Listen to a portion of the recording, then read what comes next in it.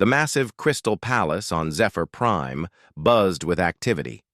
Tall, blue-skinned aliens hurried through the corridors, their forearms carrying data tablets and star charts. The Zephyrian Empire had ruled the galaxy for 800 years, and today they faced something new. Emperor Vextar sat on his throne made of rare metals from conquered worlds. His 6 eyes studied the holographic display floating before him. The image showed a small blue planet orbiting a yellow star in what the Empire called Sector 7G. "Tell me again about this world," the Emperor said to Admiral Kethmos, who stood at attention nearby. The Admiral stepped forward. His purple uniform carried medals from dozens of successful conquests. "The planet is called Earth, Your Magnificence. Our scouts report that the inhabitants have just achieved faster-than-light travel. This is concerning because our projections said they would not reach this level for another 50 years. The Emperor's main eyes narrowed while his smaller eyes continued scanning the data. "What do we know about these humans?" "They are primitive, sir. Carbon-based life forms with only 2 arms and 2 legs. No natural weapons, no armor plating, no poison glands. They live for less than 100 standard years and their population is only 8 billion. Their technology is laughably simple." General Zixara, the Empire's chief military strategist, added her report. "Their space vessels use chemical rockets and basic fusion drives. Their largest warships are tiny compared to our fighters. Intelligence suggests they have been fighting small wars among themselves for resources. They appear divided into separate nations that barely cooperate." The Emperor stood and walked to the great window overlooking his capital city. Millions of Zephyrians lived in towering spires that reached into the purple sky. Each building represented the wealth taken from conquered worlds. "How many systems do we control now?" he asked. 412, Your Magnificence," replied Admiral Kethmos. "Each one fell within days of our arrival. Most surrendered without fighting once they saw our fleets." "And you believe these humans will be different?" The Admiral's confidence was clear in his voice. "Not at all, sir. If anything, they should be easier than most. Our analysis shows they lack the unity that some other species had. They still fight wars on their own planet using metal projectiles and explosive chemicals. Some of their nations cannot even feed their own people properly." Emperor Vextar returned to his throne. The humans had one thing that interested him beyond their primitive nature. Their solar system sat along a major hyperspace route that would cut travel time between the Empire's eastern and western territories by 30%. More importantly, their planet showed signs of rare minerals that the Empire needed for its continued expansion. "What force do you recommend?" the Emperor asked. General Zixara consulted her tablet. "Normally, a single battle fleet would be more than sufficient. However, since they achieved space travel ahead of schedule, I suggest we send 3 fleets to ensure quick compliance. The 2nd, 3rd, and 7th battle fleets should overwhelm any resistance." The Admiral nodded enthusiastically. 3 fleets represent over 2,000 warships, Your Magnificence. The humans have never seen anything like our dreadnoughts. Each one is 5 kilometers long and carries enough firepower to destroy continents. Our smallest cruiser is larger than their biggest ship." "Very well," the Emperor decided. "Draft the annexation order. These humans will serve the Empire as laborers in our mining colonies. Their world will become a supply station for our fleets using that hyperspace route." The formal declaration was prepared within hours. It followed the same template used for hundreds of other conquests. The Empire would arrive, demand surrender, and then begin the process of integrating the new world into their civilization. Resistance was always brief and futile. As the 3 massive fleets prepared to depart, no one in the Empire questioned whether humans might be different. Their scouts had reported facts, but they had not understood what those facts meant.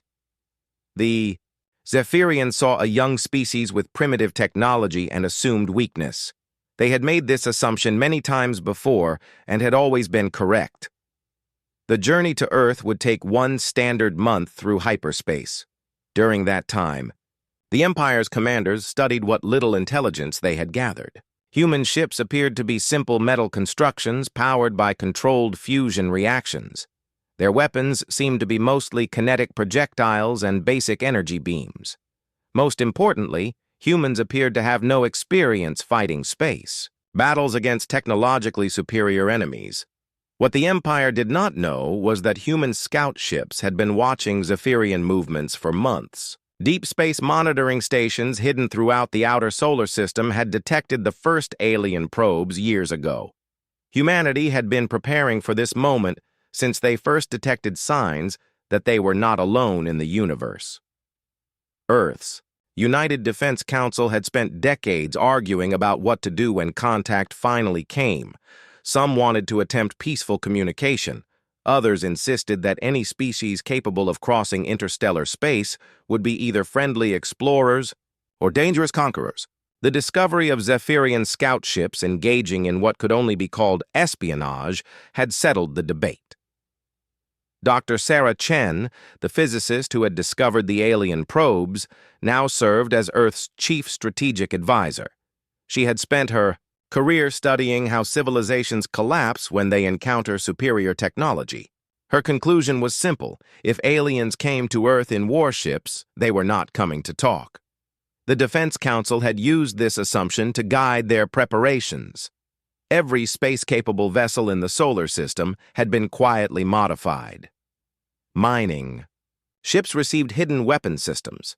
Cargo haulers were equipped with drone launchers. Even scientific research stations were converted into potential weapons platforms. Most importantly, humanity had learned something from their own history. Every successful invasion in human history had succeeded because the invaders understood their enemy better than the enemy understood them. Earth would not make this mistake. As the Zephyrian fleets traveled through hyperspace toward Earth, human agents were already studying captured alien technology.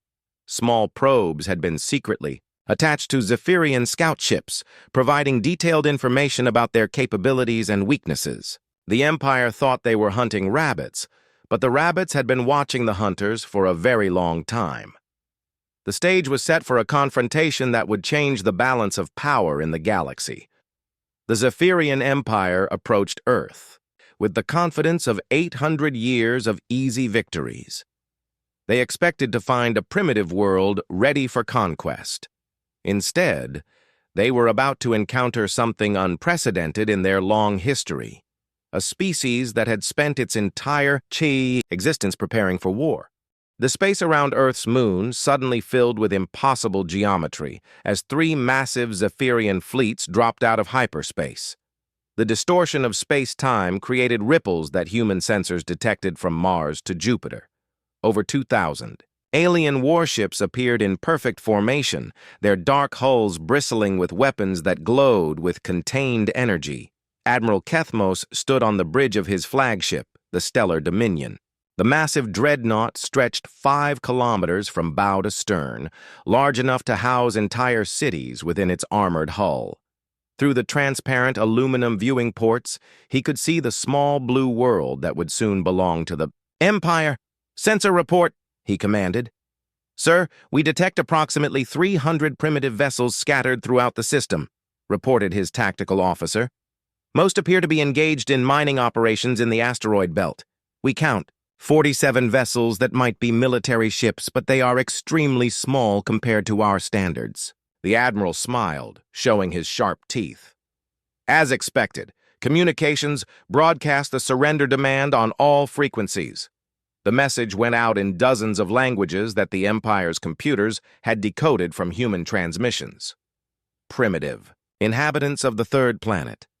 You have 72 of your local time units to surrender unconditionally. Resistance will result in the complete sterilization of your world. This is the only warning you will receive. On Earth, the message was received by every radio, television, and computer system on the planet. In the underground command center, beneath the Swiss Alps, Dr. Sarah Chen watched the translation appear on her screen. Around her, dozens of military officers and scientists worked at their stations, coordinating humanity's response. They're positioning themselves exactly where our models predicted, reported Colonel Martinez, Earth's chief military strategist. Standard battle formation around the orbital plane. They've made no attempt to secure the outer system first. Dr. Chen nodded. The aliens were following classical military doctrine that made sense when fighting other technological civilizations. Secure space around the target world, demand surrender, then apply overwhelming force if refused. It was logical, efficient, and had probably worked for centuries. It was also exactly what humanity had hoped they would do. "Send our response," Dr. Chen ordered. The reply came from Earth's most powerful transmitter, located in the rebuilt Arecibo facility. Dr. Chen's voice was calm and professional as she spoke for all of humanity. "Unknown vessels, you are in violation of the Terran defense perimeter. You have 30 minutes to withdraw beyond the heliopause, or we will consider your presence an act of war." On the Stellar Dominion, the bridge crew fell silent as the translation finished. Then Admiral Kethmos began to laugh. His officers joined him, the sound echoing through the massive command center. "Did they just threaten us?" asked the tactical officer, his voice filled with amusement. "It appears so," the Admiral replied. "Sensors, show me these defense forces that dare challenge the Empire." The holographic display updated to show human vessels throughout the solar system. Most were clearly civilian ships, cargo haulers moving between planets, mining vessels working the asteroid belt, and small research craft studying the outer planets.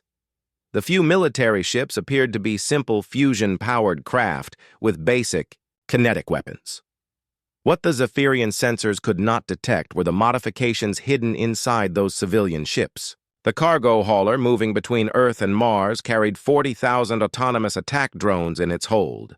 The mining ship working a small asteroid had spent the last 6 months hollowing out that rock and filling it with nuclear missiles.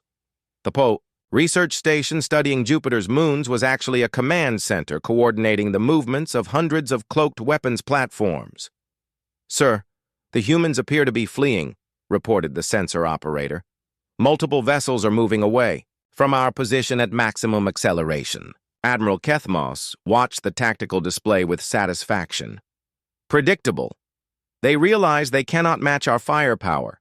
Communications inform the fleeing vessels that surrender is still possible if they return immediately." The message was sent, but the human ships continued to accelerate away from the Zephyrian fleet. To the aliens, it looked like a panicked retreat. In reality, the ships were moving to predetermined positions that would give them clear firing solutions when the battle began. Dr. Chen's 30-minute deadline was not a diplomatic gesture. It was the time needed for all human forces to reach their assigned positions. Every second was calculated to maximize the effectiveness of humanity's opening move. In the asteroid belt, Captain Lisa Rodriguez sat in the command chair of what appeared to be a standard mining vessel. Her ship, the Lucky Strike, had been working the asteroids for 5 years. The Zephyrians would see it as exactly what it appeared to be: a small industrial ship crewed by civilians trying to extract a living from space rocks. They would not see the military-grade fusion reactor hidden in the cargo bay, or the fact that Captain Rodriguez was a veteran of the Luna War with over 100 combat missions. Most importantly, they would not detect the swarm of attack drones sleeping in the ship's modified storage pods. "All stations, this is command," came Dr. Chen's voice over the encrypted channel. 27 minutes to initiation. Final systems check." Throughout the solar system, hundreds of similar vessels acknowledged the order. Fusion reactors came online, weapon systems armed themselves, attack drones received their targeting data. The trap was almost ready. Admiral Kethmos checked his chronometer. 15 minutes remaining in their deadline. Tactical, prepare to demonstrate our capabilities. Target one of their fleeing vessels with a warning shot. "Which target, sir?" "The mining ship in grid 77. A single plasma bolt past their bow should encourage compliance." The Stellar Dominion's forward plasma cannon charged with a sound. Like thunder, The weapon was designed to crack the surface of planets. Using it on a human ship would be like swatting an insect with a sledgehammer. "Sir, we're receiving a transmission from the human ship," reported the communications officer. "Put it through." Captain Rodriguez's voice filled the bridge. She sounded calm, almost conversational. "Zephyrian vessel, this is Captain Rodriguez of the Lucky Strike. You appear to be targeting my ship. I want you to know that I have a crew of 12 good people aboard, including my daughter who just turned 18 last month. If you fire on us, you will be committing murder." The Admiral was surprised by the human's directness. Most species pleaded or offered desperate bargains when faced with the Empire's power. This human simply stated facts. "Captain Rodriguez," he replied, "your vessel will not be harmed if you return to your planet immediately and comply with our authority." "I'm afraid I can't do that, Admiral. You see, you made a mistake when you came here. You assumed we were helpless. You're about to learn that assumption was wrong." The transmission ended. Admiral Kethmos stared at the display showing the small human vessel. Something about the captain's tone bothered him, but he could not identify what. "Sir, 5 minutes remaining," reported his tactical officer. "Very well. Begin the demonstration. Fire the warning shot." The plasma cannon discharged, sending a bolt of superheated gas past the Lucky Strike's bow. The energy was enough to vaporize a small moon. Captain Rodriguez's response came immediately. "Admiral, that was your one free shot. The next one starts. The war." Throughout the solar system, human forces finished their final preparations. The Zephyrian Empire was about to learn why humanity had survived every extinction event their planet had ever thrown at them. They were about to discover that humans were very good at killing things that threatened them. The first shot of the war came from the Lucky Strike. Captain Rodriguez launched a single missile that streaked toward the Stellar Dominion's massive hull. To Admiral Kethmos, it looked like an act of desperate suicide. His ship's point defense systems could have stopped 1,000 such missiles. What he did not expect was for the missile to detonate while still kilometers away from his ship. The explosion seemed harmless until every sensor screen on his bridge went dark. What happened? "To our sensors?" the Admiral demanded. "Electromagnetic pulse, sir," replied his tactical officer, panic creeping into his voice. "That missile was designed to blind us, not damage us. All sensor arrays are offline. Estimated repair time is 12 minutes. Those 12 minutes changed everything. Throughout the solar system, the signal went out to every human vessel. Execute swarm protocol, all ships, all guns. The Lucky Strike opened its cargo bays and released 40,000 attack drones, each one the size of a small car, and programmed with one simple mission: destroy the largest alien ship in range. The drones spread out like an angry swarm of metallic insects, too small and numerous for the Zephyrian point defense systems to track effectively. But Captain Rodriguez's ship was not alone. Every civilian vessel in the system revealed its true nature. Cargo haulers dumped their loads of attack drones. Mining ships fired missiles that had been disguised as equipment pods. Even the smallest research vessels launched kinetic kill vehicles that screamed toward the alien fleet at significant fractions of light speed. Admiral Kethmos felt his massive dreadnought shudder as the first wave of attacks reached his fleet. "Damage report. Minor hull breaches on decks 40 through 60, came the reply. "Sir, these attacks are not coming from their military vessels. Every human ship in the system appears to be armed." The Admiral stared at his tactical display as it slowly came back online. What he saw was impossible. Instead of a few hundred primitive ships, his sensors now detected over 10,000 individual combat units. Every human vessel had multiplied into dozens of smaller attacking units. "How is this possible?" he whispered. His answer came from Captain Rodriguez, whose voice somehow reached his bridge despite all attempts to jam human communications. "Admiral, meet the human doctrine of distributed warfare. If it flies, it fights. If it can't fly, it's a weapons platform. There are no civilians in space." The Zephyrian fleet began to respond with their massive plasma cannons, but they faced a problem no Empire commander had ever encountered. Their weapons were designed to destroy large targets like enemy warships or planetary installations. The small human attack drones were nearly impossible to hit with weapons meant for ship-to-ship combat. Captain Yarthok commanded the cruiser Void Render, a kilometer-long warship that had participated in dozens of successful conquests. He watched, in growing horror as hundreds of human drones swarmed his ship like angry insects. His plasma cannons could destroy any one of them with a direct hit, but there were simply too many to target effectively. "Sir, they're not trying to destroy us," reported his weapons officer. "They're attaching to our hull." Attaching? For what purpose? The answer came when the first human boarding charges detonated. The drones had not been suicide weapons. They were delivery systems for human soldiers who cut through the ship's armor with tools that seemed impossibly advanced for such a primitive species. But the humans were not trying to capture Zephyrian ships. They were doing something far more practical. They were stealing everything that was not bolted down, and quite a few things that were. Lieutenant Commander Sarah Kim led a 12-person boarding team through the corridors of the Void Render. Her team moved with military precision, but their mission was not to fight the crew. Instead, they systematically looted the ship's computer cores, navigation systems, and weapon technology. "Command, this is Boarding Team 7, she reported. "We have secured the target vessel's main computer. Downloading navigation database and tactical information now." "Understood, 7. Extraction in 90 seconds. The human boarding teams had trained for exactly this scenario. Get in, steal everything useful, and get out before the enemy could organize a response. They were not trying to hold territory or capture ships. They were conducting the largest intelligence-gathering operation in human history. Throughout the Zephyrian fleet, similar scenes played out on dozens of ships. Human soldiers appeared as if from nowhere, took what they wanted, and vanished before effective resistance could be organized. In less than 2 hours, humanity had captured detailed information about Zephyrian technology, star charts, and military capabilities. But the most shocking discovery came when the Zephyrians realized that some of their destroyed ships were not destroyed at all.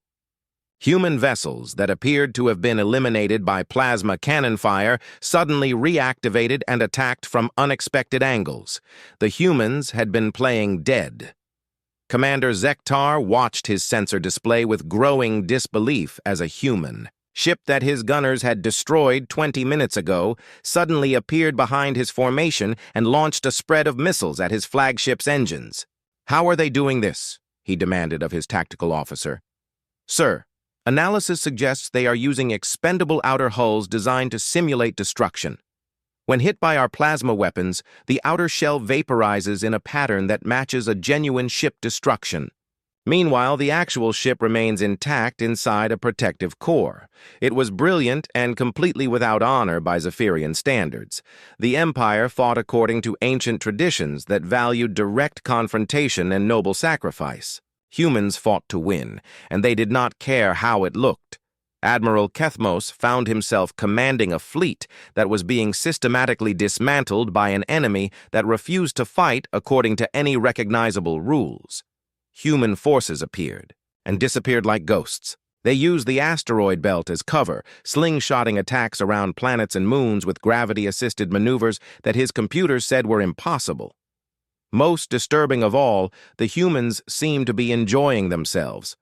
"Sir, we're receiving a transmission from multiple human vessels," reported his communications officer. "Put it through." What came through the speakers was not a military communication. It was music. Specifically, it was an ancient human war song called Ride of the Valkyries, being played at maximum volume by what sounded like the entire human fleet. Captain Rodriguez's voice cut through the music. "Admiral, I hope you're beginning to understand your situation. You brought a knife to a gunfight, and we brought the entire kitchen." The Admiral looked at his tactical display.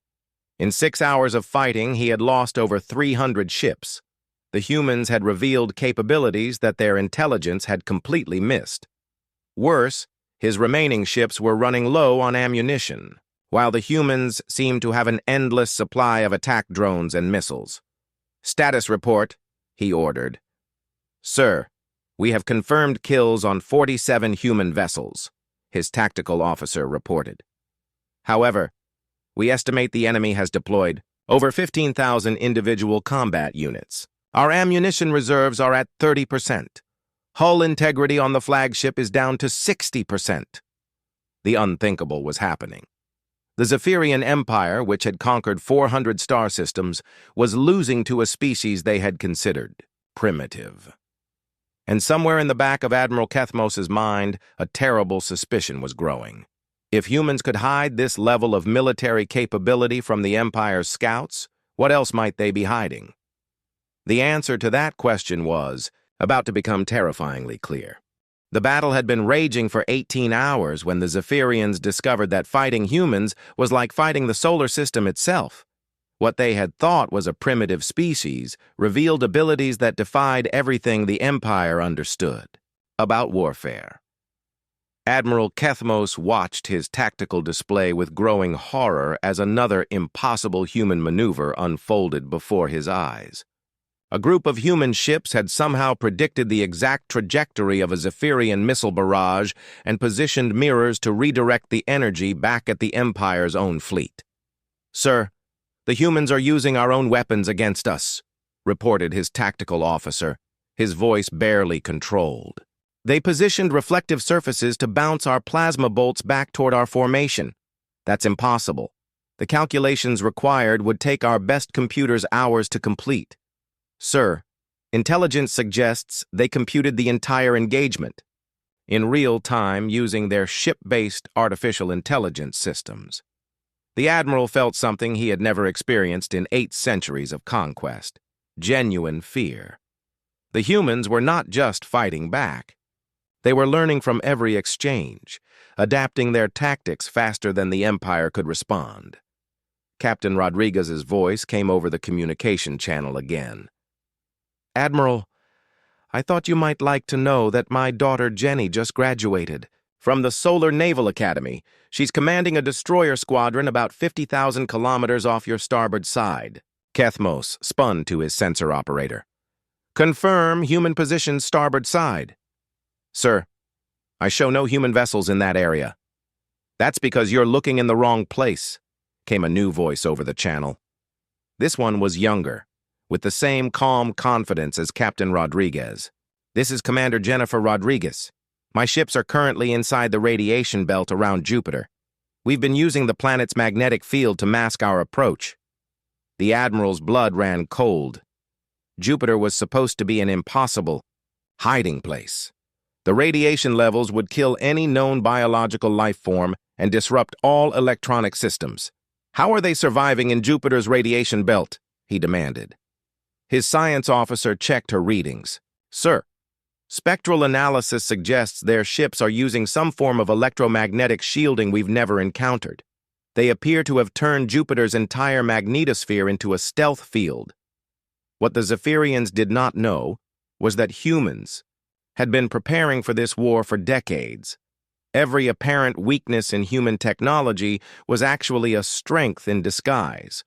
Their primitive fusion reactors could be overloaded to produce electromagnetic pulses that disabled alien sensors.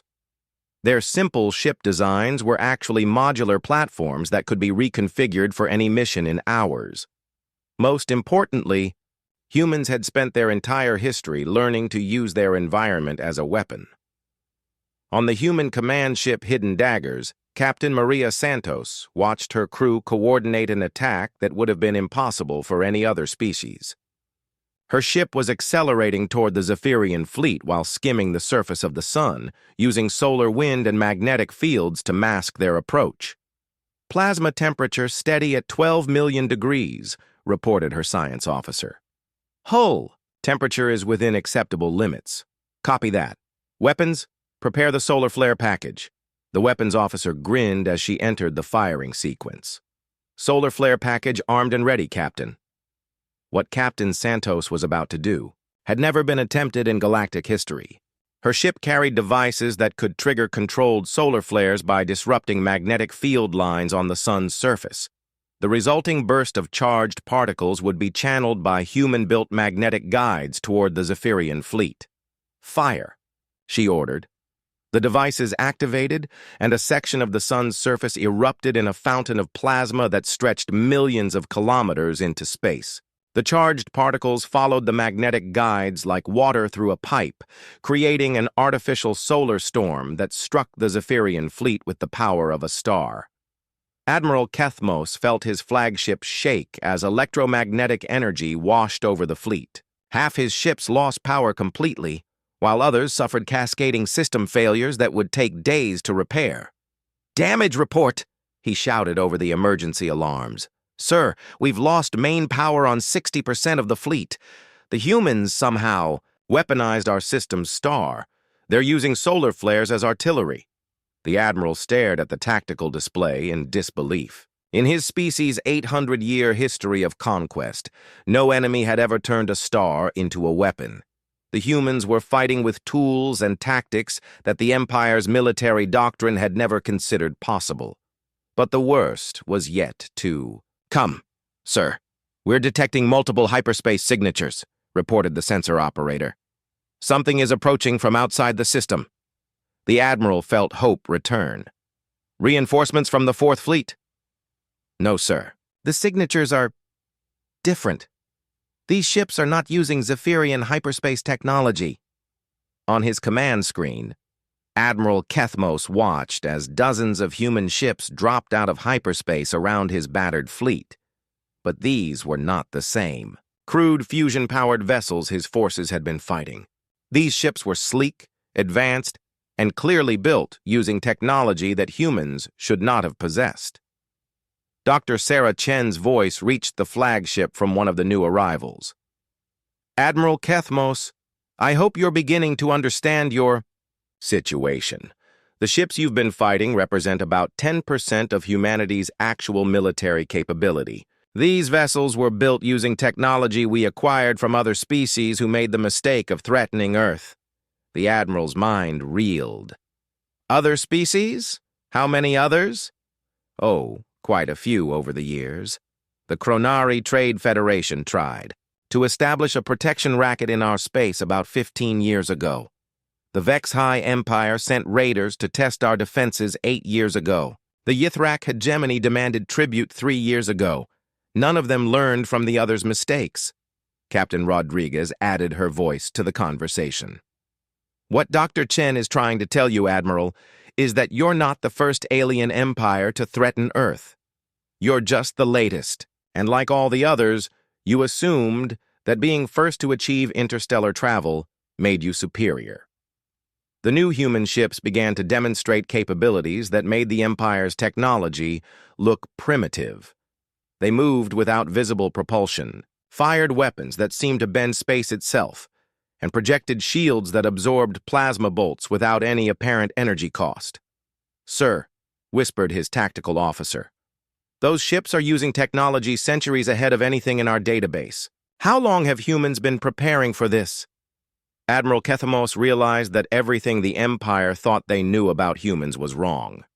They were not a primitive species that had recently achieved spaceflight.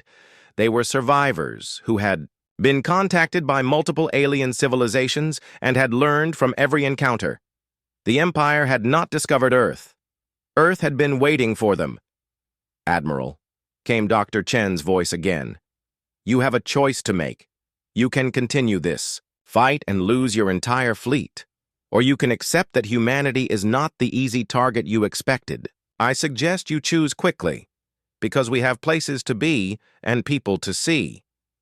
Looking at his tactical display, Admiral Kethmos saw that his mighty fleet was surrounded, outgunned, and facing an enemy that had been preparing for this battle far longer than he had imagined possible. For the first time in the Empire's history, a Zephyrian admiral was about to do something that had never been done before. He was about to surrender. Admiral Kethmos stood on his bridge, surrounded by damaged equipment and the smell of burned electronics.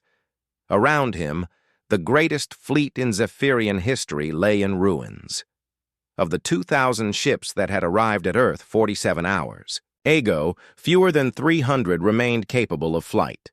His pride demanded that he fight to the end, but his duty to his crews demanded something else entirely. "Open a channel to the human fleet," he ordered quietly. The communication came through clearly, despite the damage to his systems. Dr. Sarah Chen's voice was calm and professional, showing no trace of victory celebration. "Admiral Kethmos, I assume you wish to discuss terms?" "I do," he replied, the words feeling strange in his mouth.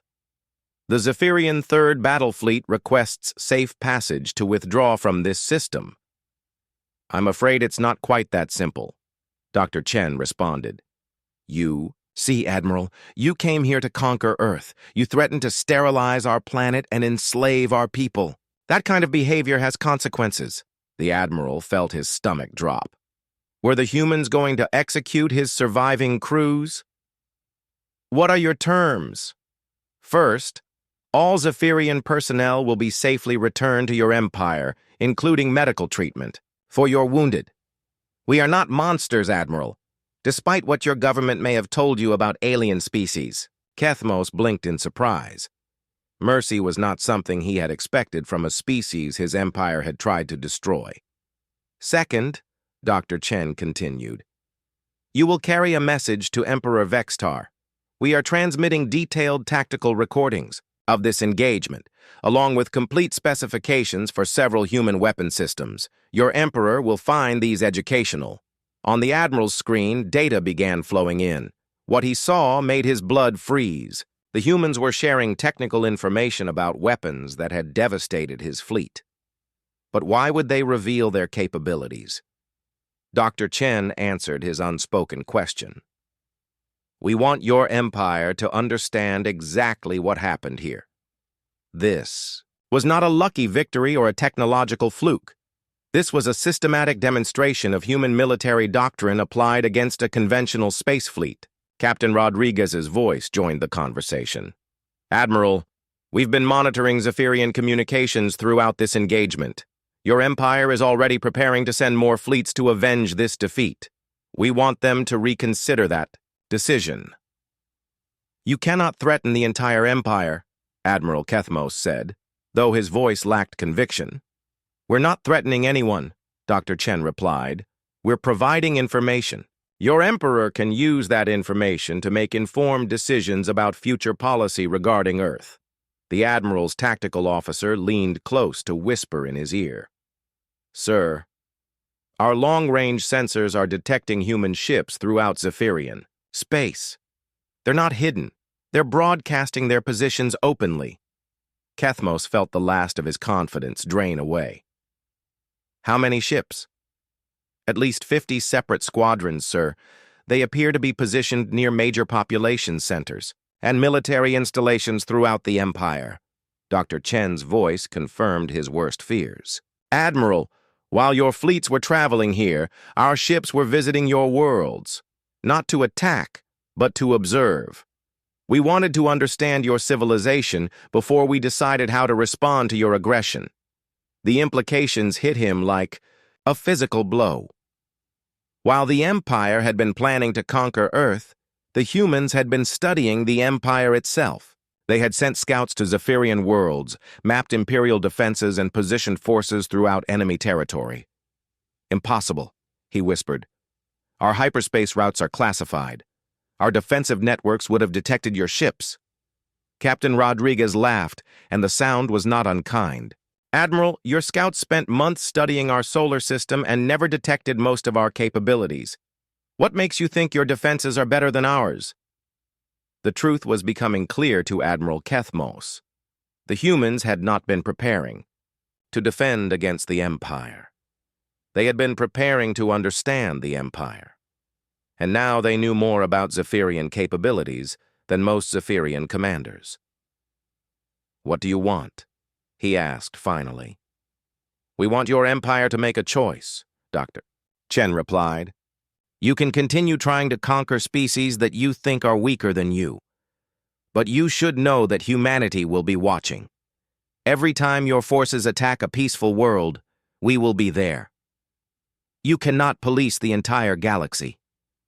We don't want to police the galaxy, Admiral. We want to explore it. We want to trade with other species, learn from them, and help them learn from us. But we cannot do that while empires like yours treat other civilizations as resources to be harvested. The Admiral realized what the humans were offering. Not conquest, but partnership. Not slavery, but cooperation. It was a completely alien concept to the Empire's way of thinking. And if my Emperor refuses this offer? Dr. Chen's voice remained calm, but there was steel beneath the words.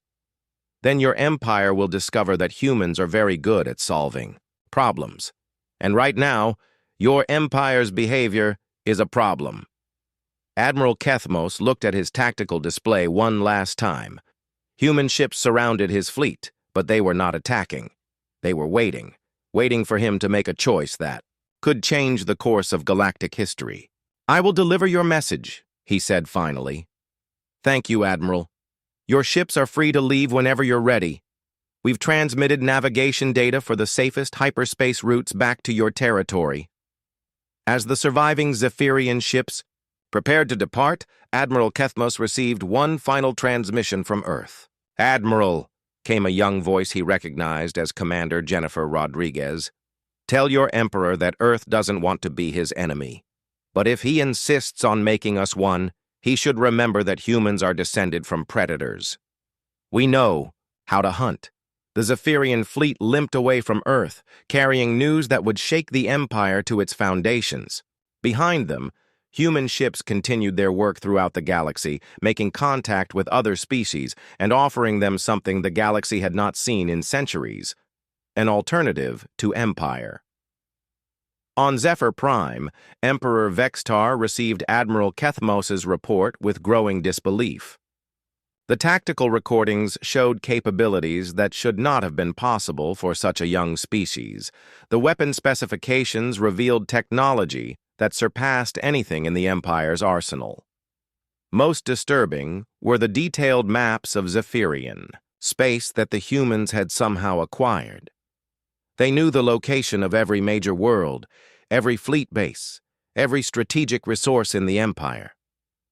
"Your Magnificence," his chief advisor said quietly, "perhaps it is time to consider diplomatic contact with these humans." The Emperor stared at the star charts, showing human ships positioned throughout his empire, ships that could have attacked at any time but had chosen not to, ships that were offering a choice instead of demanding surrender.